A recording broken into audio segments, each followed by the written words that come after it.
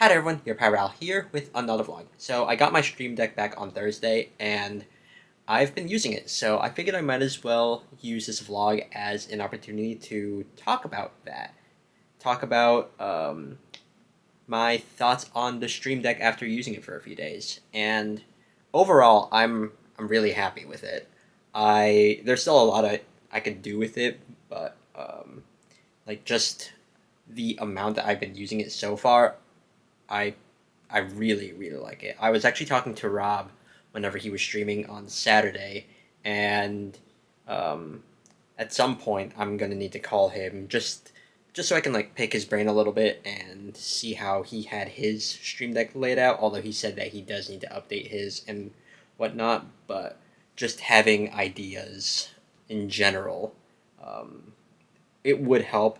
I've also just been watching some videos and whatnot on how other people use theirs, but to be honest, it is a little bit overwhelming. So yeah, but I might as well show off mine so far, just because I just want to talk about like how I've been using mine these past few days. So yeah.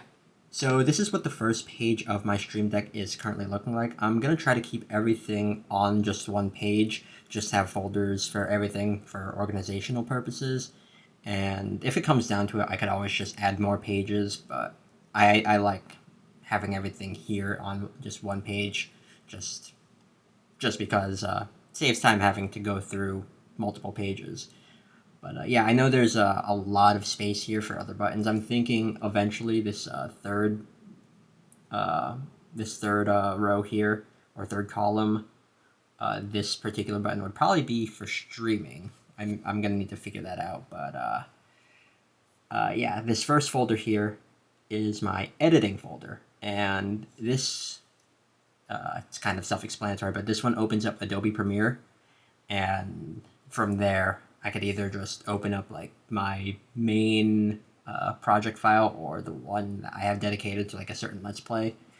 But yeah, and then this is kind of hard to see on the camera. Let's see if I can adjust the ISO to make that easier to see.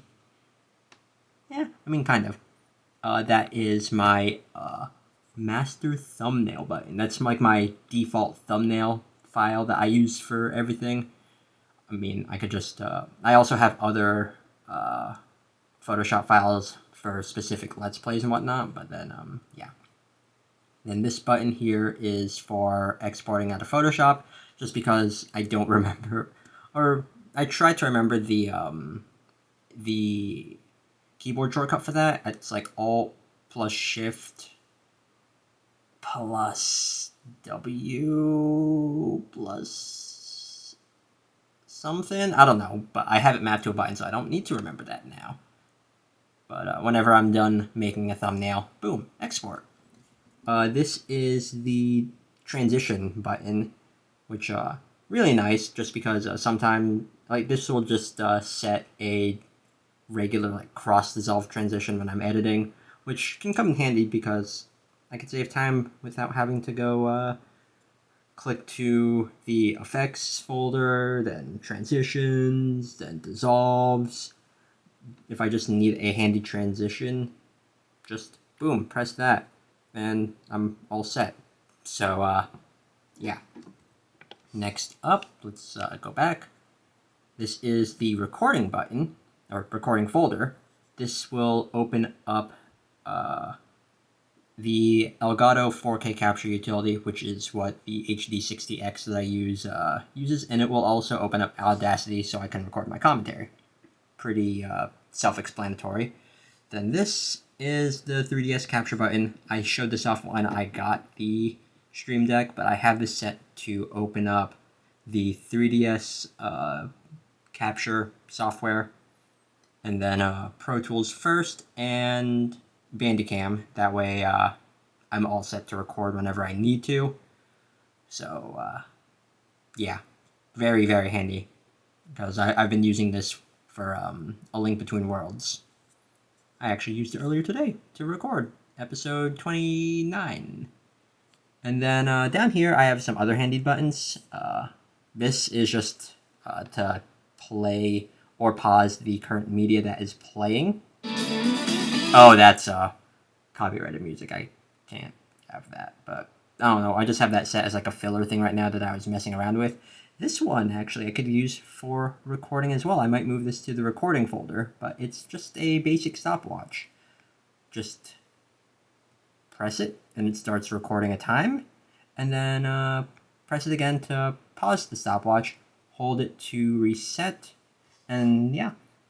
The reason why this can be handy for recording is if I'm recording, let's say in the future when I'm recording another Pokemon game, like Pokemon Black and White, because that is definitely something I plan on doing in the future, not now, because I'm still kind of recovering from doing Pokemon Platinum. But if there's a part that I need to cut out, or first off, record.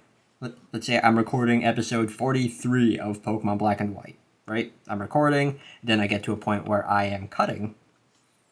I just press this again, and then I get to the point where I would start. I get back to the point where I don't cut. Press it again, and this just gives me a rough idea of how long a particular episode is going to be when I'm recording, like when I'm factoring in jump cuts. So, oh look, episode 43 is going to be around 22 seconds long once I'm done editing. And I cut out that part that I stopped. Blah, blah, blah. I'm trying to eloquently explain this, but I am also exhausted from just working out. So, yeah, but this gives me a very rough idea of how long a particular Let's Play episode is going to be. So that I figured that would be handy to have. Oh no, I want to reset you. I said reset you. There we go. Then this just opens up the Stream Deck software. So just if I want to make some changes to the Stream Deck itself, boom. And then last but not least, this is just a button that shows CPU usage. If I press this, it actually opens up Task Manager, which is Task Manager, which is neat. So again, I am still figuring out what to do with the Stream Deck, but that is how I have it laid out so far. And I like it. It's definitely given me some time saves with editing and recording. Because, I mean, it doesn't seem like much. But those little time saves do add up.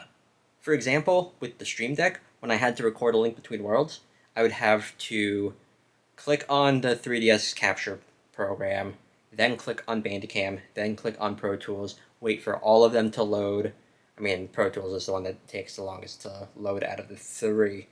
But now, saving time of navigating my mouse and clicking those programs on my desktop, it saves time. And again, that adds up. Same with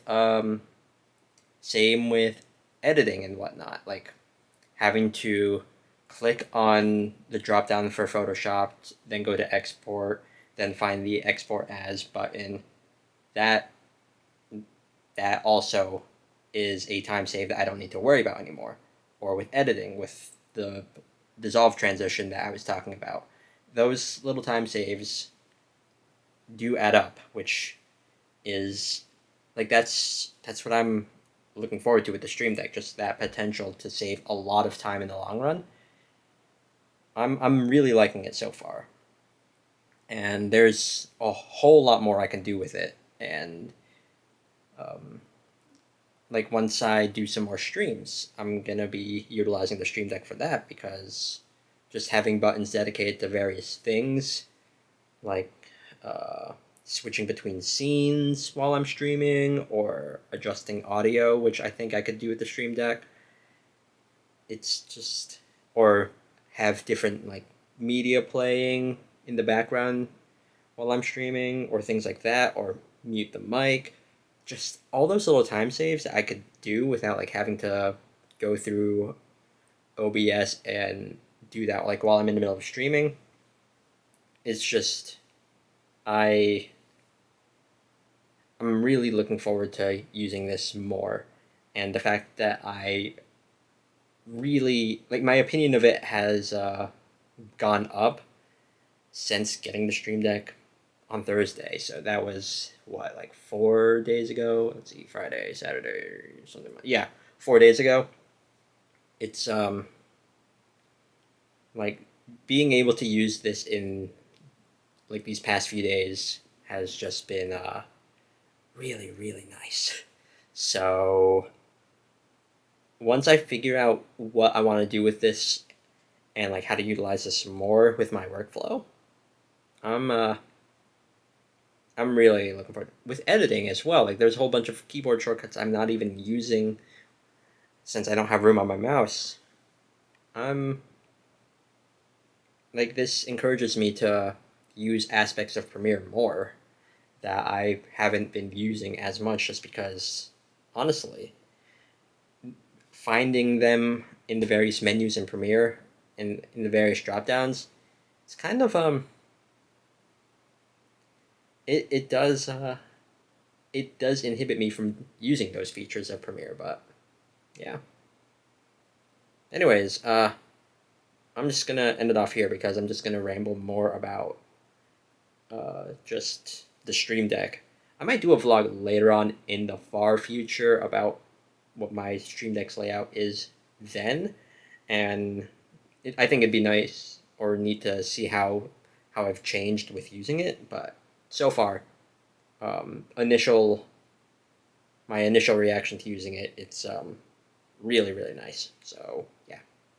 Anyways, I'm just gonna end it off here and rest because I'm tired.